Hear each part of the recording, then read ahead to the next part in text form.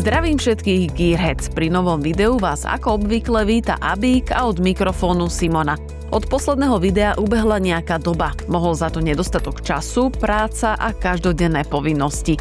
Dnes sme ale opäť tu a keďže sa pomaly, ale isto blíži Xbox Games Showcase, na ktorej už definitívne musíme vidieť EA v akcii, pozrieme sa, čo nové sa v spojitosti so sériou udialo a čo môžeme očakávať. Tak poďme na to.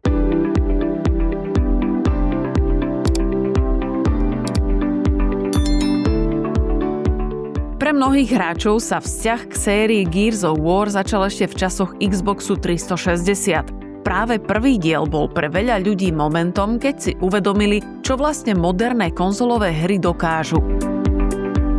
Gears of War vyšlo v roku 2006 a už o rok neskôr sa stalo jedným z hlavných dôvodov, prečo si ľudia kupovali Xbox. Stačilo vložiť disk do konzoly a okamžite bolo jasné, že ide o niečo výnimočné. Grafika, atmosféra aj samotná hrateľnosť v tom čase pôsobili neuveriteľne a pre mnohých hráčov to bol zážitok, na ktorý sa nezabúda. A práve vtedy si hráči vytvorili silné puto s touto sériou.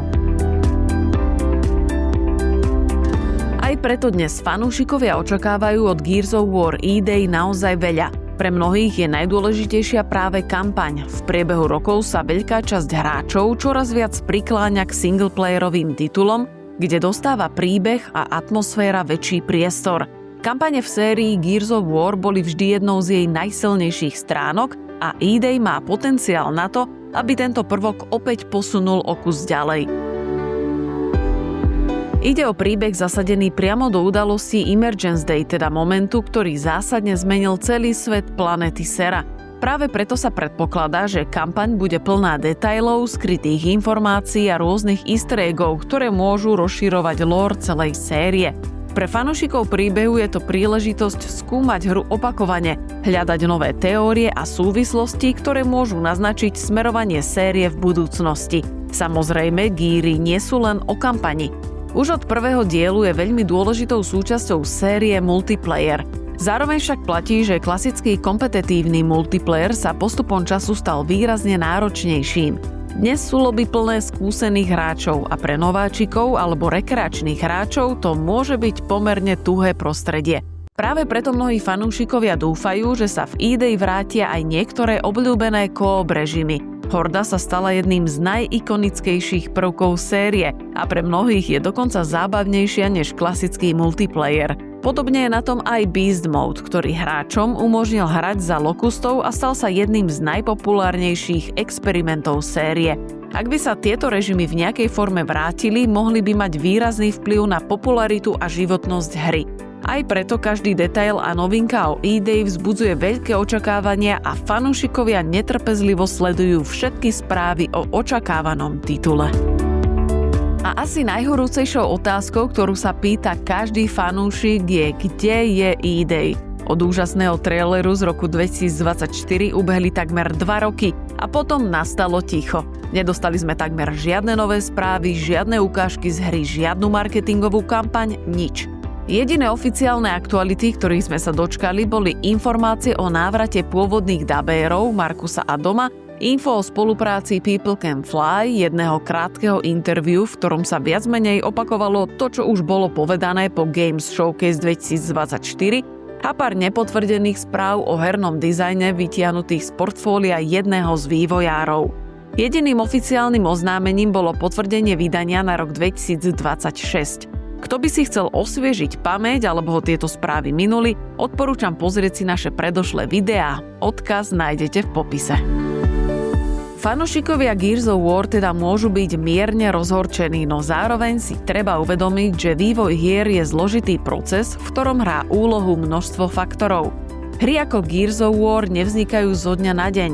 Vývojári na nich pracujú roky a je logické predpokladať, že aj oni sami chcú, aby výsledok bol čo najlepší. Nikto netrávi roky práce na projekte s tým, že nechce vytvoriť skvelú hru. Problém často nie je v samotných vývojároch, ale v okolnostiach, ktoré vývoj sprevádzajú. Štúdia niekedy nemajú dostatočný rozpočet alebo sú pod silným tlakom vydavateľa. Ten môže kontrolovať komunikáciu s verejnosťou tak prísne, že vývojári často nemôžu otvorene hovoriť o tom, na čom pracujú. Ukážkovým príkladom je aj štúdio The Coalition. V posledných rokoch je komunikácia okolo Gears of War mimoriadne tichá, dalo by sa povedať mizerná. Fanúšikovia prakticky nedostávajú žiadne nové informácie a sociálne siete štúdia sú dlhodobo neaktívne. Relatívne nedávno vyšiel Reloaded, ktorý mal taktiež zanedbanú komunikáciu a od štúdia naďalej neprichádzajú takmer žiadne nové správy. To prirodzene vyvoláva otázky o tom, čo sa vlastne deje v zákulisí a či je projekt na dobrej ceste. Je pravdepodobné, že existuje množstvo interných rozhodnutí, procesov a problémov, o ktorých verejnosť jednoducho nevie a možno sa o nich dozvieme až s odstupom času. Fanúšikovia však napriek tomu očakávajú jediné – poriadny nový veľký diel série a ID je presne tým titulom, na ktorý čakáme. Po takmer 2 rokoch mlčania by fanúšikovia uvítali prakticky akúkoľvek novinku. Stačil by nový obrázok, krátke vyhlásenie alebo teaser, ktorý by opäť rozprúdil diskusie a záujem komunity. V súčasnosti totiž tvorcovia obsahu často nemajú z čoho čerpať a je čoraz náročnejšie udržiavať okolo série pozornosť. Komunitu do určitej miery oživil projekt Delta Online, ktorý fanúšikom aspoň na chvíľu pripomenul zlaté časy multiplayeru, no aj napriek tomu však väčšina hráčov čaká na niečo väčšie. Na nový hlavný diel série. Gears of War ID je pre mnohých symbolom návratu k tomu, čo robilo túto značku výnimočnou. Situácia okolo série je však dnes ešte zaujímavejšia aj kvôli veľkým zmenám vo vedení Xboxu. Po dlhých rokoch totiž odchádza z čela Microsoft Gaming Phil Spencer. V spoločnosti strávil takmer 40 ročia a viac než 10 rokov stal priamo na čele Xboxu. Po jeho odchode má vedenie prevziať Asha Sharma, ktorá doteraz pôsobila v Microsofte najmä v oblasti produktového vývoja a umelej inteligencie. Tento krok prekvapil veľkú časť komunity. Mnohí očakávali, že nástupkyňou Phila Spencera sa stane Sarah Bond, ktorá bola dlhodobo jednou z najviditeľnejších postav Xboxu. Namiesto toho však opustila spoločnosť spolu s ním. Nie je jasné, či Phil opustil firmu zo svojej vôle, alebo sa jeho vízia o budúcnosti Xboxu nestotožňovala s predstavami Microsoftu, či finančné správy nespĺňali očakávania, no každopádne na jeho miesto prichádza úplne nové meno. Sharma má bohaté skúsenosti z technologického sveta a z oblasti AI, no nemá profesné zázemie v klasickom hernom priemysle.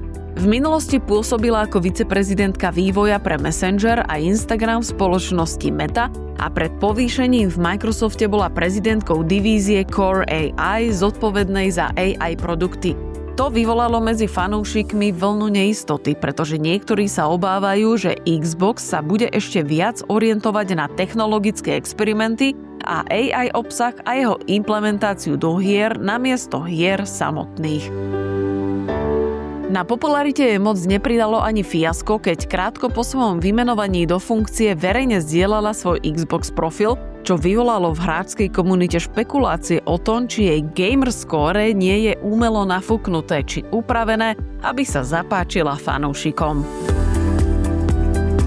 Phil bol pritom pre Xbox mimoriadne dôležitou osobnosťou. V spoločnosti pôsobil od roku 1988 a počas tohto obdobia priniesol množstvo odvážnych vízií, ktoré výrazne ovplyvnili smerovanie značky aj celý herný priemysel. Najvýznamnejšou bola určite služba Game Pass, myšlienka predplatného pre hry na spôsob Netflixu, ktorá bola v čase svojho vzniku považovaná za revolučnú a dodnes patrí medzi najúspešnejšie služby svojho druhu.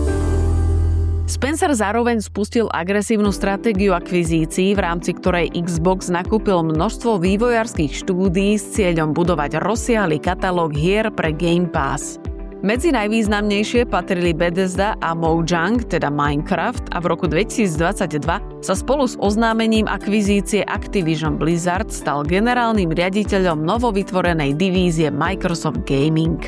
Problém však nastal pri realizácii tejto vízie. Vývoj mnohých projektov sa začal naťahovať, niektoré sa ocitli v komplikovaných vývojových cykloch a iné boli dokonca zrušené. Príkladom je projekt Everwild, ktorý bol vo vývoji približne 10 rokov, pričom sa doň investovalo obrovské množstvo času, peňazí a zdrojov. Takéto situácie často značia, že interné procesy a rozhodovacie štruktúry nemuseli fungovať úplne ideálne. Pri veľkých korporáciách totiž často vzniká problém, že do rozhodovania vstupuje príliš veľa manažérskych vrstiev. Aj drobné rozhodnutia môžu prechádzať cez viacero schvaľovacích procesov, čo spomaľuje vývoj a niekedy vedie k neustálemu prepracovávaniu už hotových vecí. V extrémnych prípadoch to môže viesť až k tomu, že sa projekt dostane do vývojového pekla, z ktorého sa už len veľmi ťažko dostáva von. Phil Spencer bol často vnímaný ako vizionár, mal odvážne nápady a snažil sa posunúť Xbox novým smerom. Pod jeho vedením sa rozšírila spätná kompatibilita hier na Xboxe, vznikli služby ako cloud gaming a výrazne sa posilnila podpora hrania na PC či vydávanie hier na iných platformách.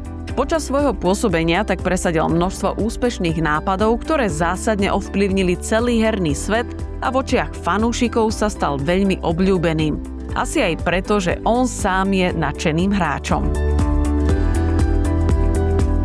Jedným z jeho posledných počinov bol program, ktorý môžete poznať pod nechvalne známou frázou "Aj toto je Xbox" alebo "Všetko je Xbox", ktorú pretavila do marketingovej kampane práve Sarah Bond. Kampaň hlásala, že Xbox už nie je len konzola, ale každé zariadenie, na ktorom sa dajú hrať Xbox hry. Mobily, tablety, počítač, ale aj inteligentné televízie, to všetko malo byť Xbox. Tento krok sa medzi fanúšikmi veľmi neuchytil, nakoľko nebolo úplne jasné, akým smerom sa spoločnosť chce uberať a panovali obavy, či táto stratégia neohrozí vznik ďalšej generácie hardvéru. Nepomáhal tomu ani fakt, že Xbox dlhodobo zaostával v predajoch oproti konkurenčnému PlayStationu a pôsobilo to tak trochu, ako keby tento súboj vzdával. Zároveň sa ukázalo, že realizácia mnohých z týchto vízií bývala príliš komplikovaná a nefungovala tak, ako sa očakávalo. Práve preto časť komunity dnes vníma Philov odchod ako prirodzenú zmenu. Nie preto, že by jeho prínos nebol dôležitý, ale preto, že po dlhých rokoch môže byť pre organizáciu prospešné, ak sa objaví nový hlas a svieži pohľad na vec. Podobná situácia je bežná aj v iných odvetviach. Napríklad športový tréner môže byť predtým veľmi prospešný a motivujúci, no po určitom čase jeho hlas jednoducho stratí silu. Vtedy prichádza moment, keď organizácia potrebuje nový impuls a energiu a presne tak môže vyzerať aj súčasná situácia v Xboxe. Potom ako Asha prevzala funkciu generálnej riaditeľky, priamo reagovala na obavy komunity z jej predchádzajúcej práce a budúceho využitia umelej inteligencie v hrách. Vo svojich vyjadreniach uviedla, že hoci táto technológia má svoje miesto, Xbox nebude tlačiť AI do kreatívnych funkcií vo vývoji hier a nebude zaplavovať ekosystém umelo generovaným obsahom namiesto umeleckej práce ľudí. AI sa bude používať len ako podporný nástroj bez toho, aby dominoval kreatívnemu procesu. Navyše rozptýlila obavy o ďalšiu generáciu Xboxu, ktorý bol prednedávnom oficiálne oznámený s kódovým označením Projekt Helix a prvé developerské modely sa majú dostať k vývojárom už koncom roka 2027.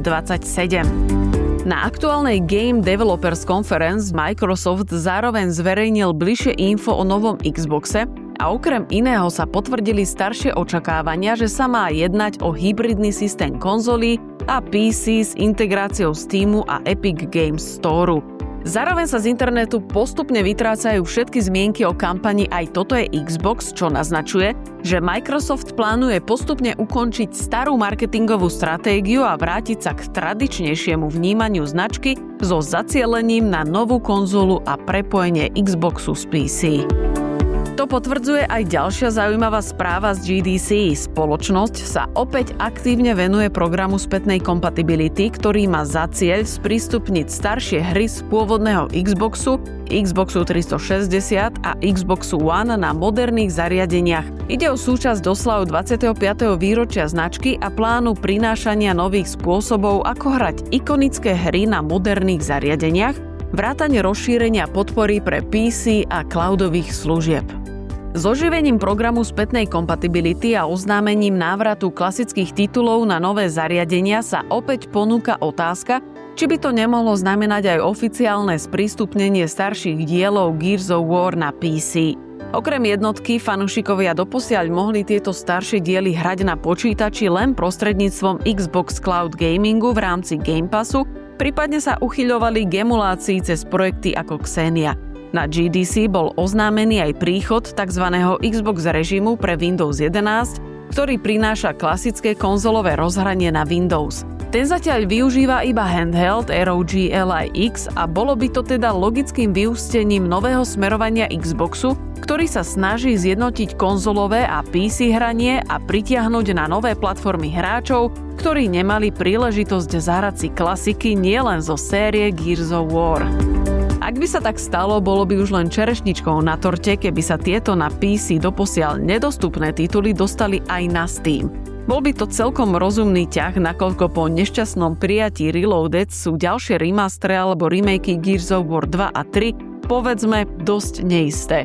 V rámci sprístupnenia originálnych verzií na PC by fanúšikovia dostali to, čo chcú a Microsoft by nemusel investovať do riskantného vývoja remakeov, ktoré na seba nemusia zarobiť. Navyše sa v správe nepíše iba o tituloch z pôvodného Xboxu a Xboxu 360, ale aj o tituloch z Xboxu One. Že by sa rysovala šanca na Gears of War 4 na Steam, ale to sú už príliš divoké špekulácie.